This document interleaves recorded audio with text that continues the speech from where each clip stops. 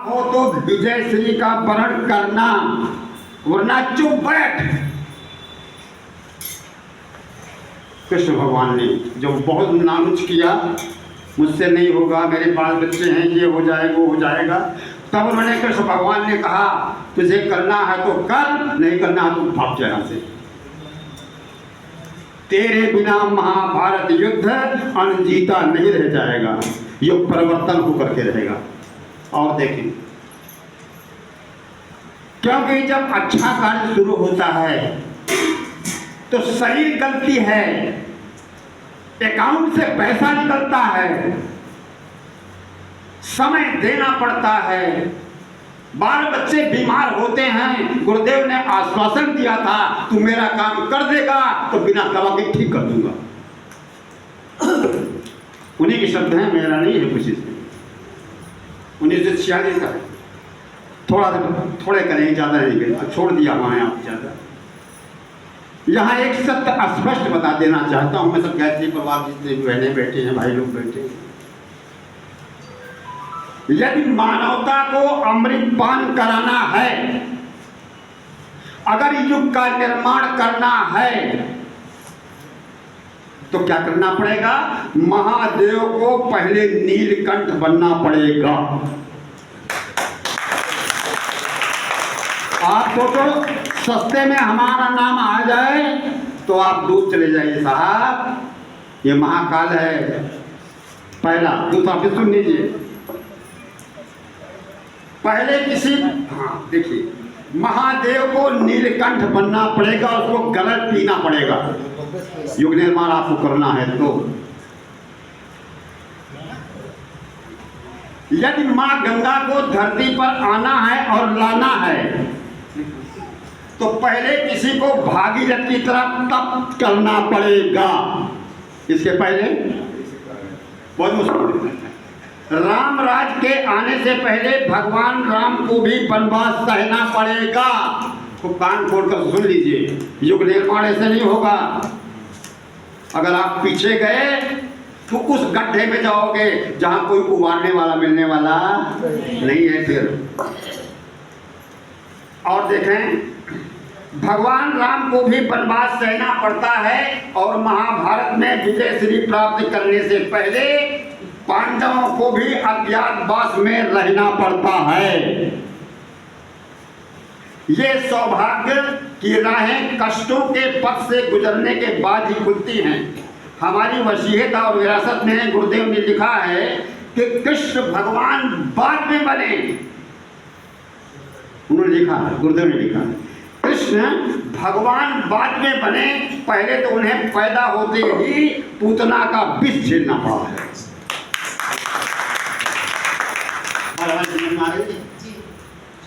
ये संकल्प होंगे तब ये निर्माण होगा, तब आपका 24 कुंडी पूरा होगा। नहीं साहब अभी आते हैं, कल आएंगे, परसों आएंगे, बहुत मुश्किल है। फिर इसलिए मैं आपको बधाई देता हूँ, गीत इसलिए नहीं किया। हमारी वसीयत और विरासत में लिखा है कि कृष्ण भगवान बाद में बने, पहले तो उन्हें पैदा होते ही पूतना का विष झेलना पड़ा और दूध के दांत टूटने से पहले बकासुर, अघासुर, कालिया सर्प से लड़ना पड़ा, तब जाकर के काम बना। महानता का पथ ही ऐसा है जिस पर चलने वालों को, बढ़ने वालों को खतरे सहने पड़ेंगे, दान देना पड़ेगा, समय देना पड़ेगा, तब जाकर के युग का निर्माण पूरा बोले राजेंद्र भैया की ये होता है। अब आइए गीत देते हैं। क्या आप गीत क्यों देते हैं? अच्छा और बस एक सेकंड है, ज़्यादा नहीं। जब इतना हो गया, इतना हो गया।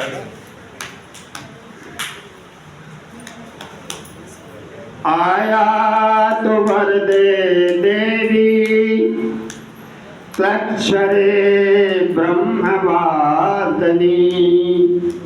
गायत्री छंदसां माता ब्रह्मयो निर्नमोस्तुते, ब्रह्मयो निर्नमोस्तुते।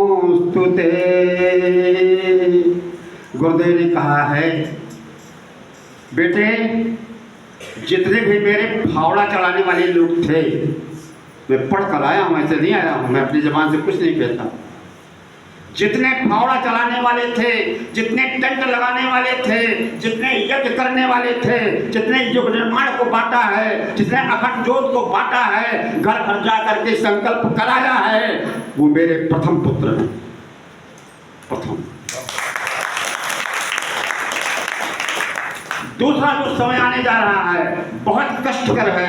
तुम तो बड़े सस्ते में चले जा रहे हो बेटा, सस्ते में छोड़ गए तुम सब, यज्ञ कराया और कुछ नहीं किया, सस्ते में छोड़ गए, सस्ते में। लेकिन अगर ईंट ऊपर जाएगी तो तेरे ही ईंट बन जाएगी। आइए ठीक है। धधक उठी तन मन प्राणों में, ज्ञान यज्ञ की ज्वाला है, होगा युग निर्माण नया, अब कौन रोकने वाला है। धधक उठी तन मन प्राणों में, ज्ञान यज्ञ की ज्वाला है, होगा युग निर्माण नया, अब कौन रोकने वाला है। रुकेगा नहीं, मिलने वाला है। कितने दिन? भैया ने कहा 10 दिन समय दान। धन्यवाद है आप सब लोगों को। 10 दिन सामान्य नहीं है, 10 वर्ष आपका स्थिति में होगा। हमारी माताएं देखिए सबसे ज्यादा है। ऐसी नई लहर आएगी, माया बंधन टूटेंगे, सदाचार की ठोकर खाकर पाप ताप सब छूटेंगे, असुरों की छाती दहलेगी, राम बाण अब छूटेगा, भस्मासुर मानव समाज के पत्थर से सिर फूटेगा, पत्थर से सर।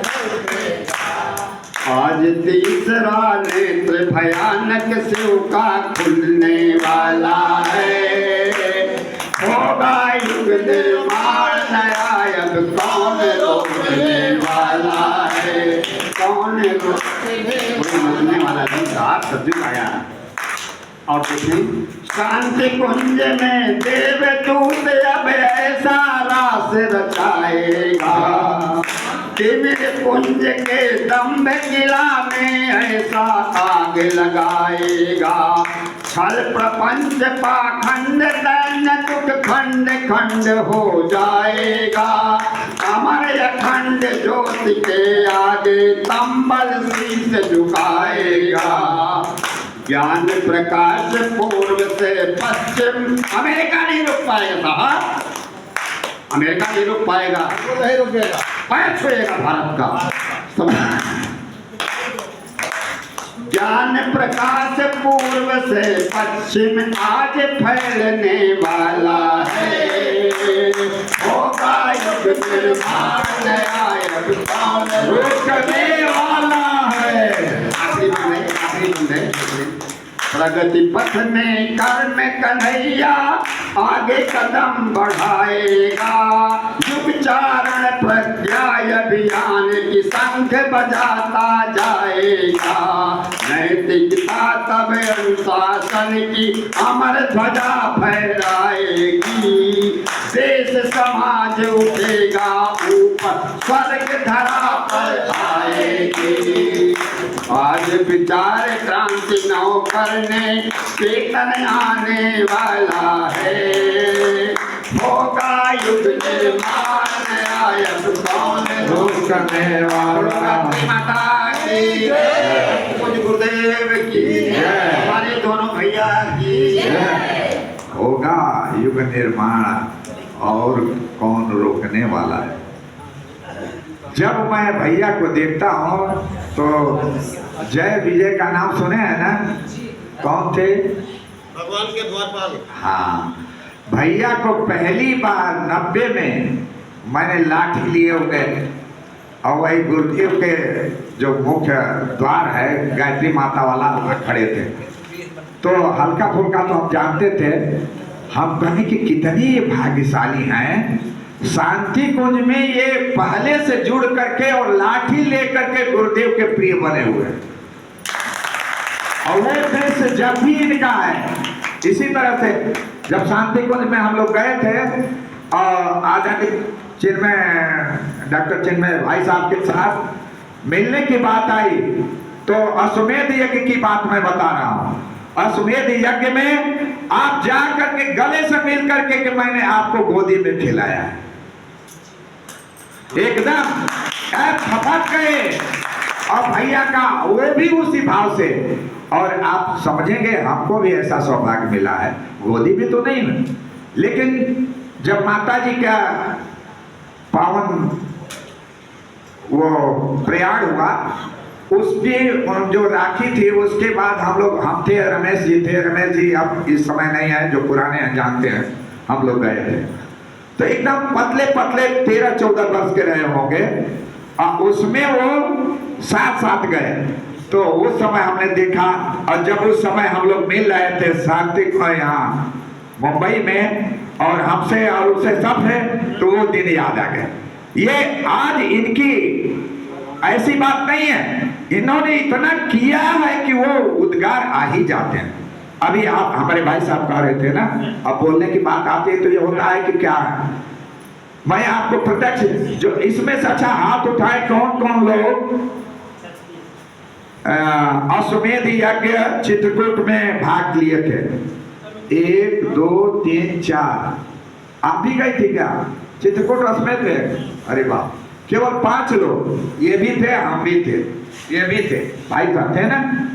उसमें जब पूजन होने लगा, ये प्रत्यक्षदर्शी हैं, जब पवन देव का आवाहन हुआ, सब लोग प्रत्यक्षदर्शी, इतना तेज पवन डर आया, वो भूलता नहीं। और इसके पहले जो टेंट हाउस वाले लल्लू जी एंड सन्स हैं ना यहाँ, हाँ, उनको माता जी से बात आई थी, हमारे परिजनों ने कहा था, कह रहे आप लोग काहे को परेशान हैं, जितना जैसे चाहेंगे करनी, ऐसा बोल दिए थे। 3 बार इतना तेज लगाते थे, इतना तेज फट जाता था, उड़ जाता था, अंत में रोते हुए माता जी के शरणों में गए कि माता जी अब मैं आगे नहीं कर पाऊंगा। उसके बाद कोई बॉर्डर नहीं आया। तो ये दिव्यदर्शी हमारे ऋषि हैं, और आज वाकई वो बातें हो रहे हैं। अब ये लाए तो हमने देखा, ये उद्गार ऐसे नहीं है, आज तक गुरुदेव ने इनको सजोया है। सबसे बड़ी बात तो ये देखी, 81 क्या उम्र होगी भैया? उम्र आपकी कितनी हो गई? 80 वर्ष के। गुरुदेव जितना जीवन जिए उतना आप पहुंच चुके हैं।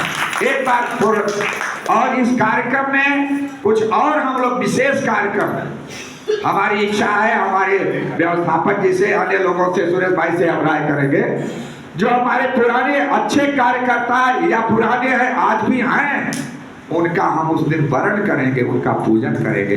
ये हमारा काम, इतने दिन तक वो हमारे साथ हैं, यही क्या कम है? बहुत बड़ी बात है। तो ये ऐतिहासिक आपका आयोजन होगा।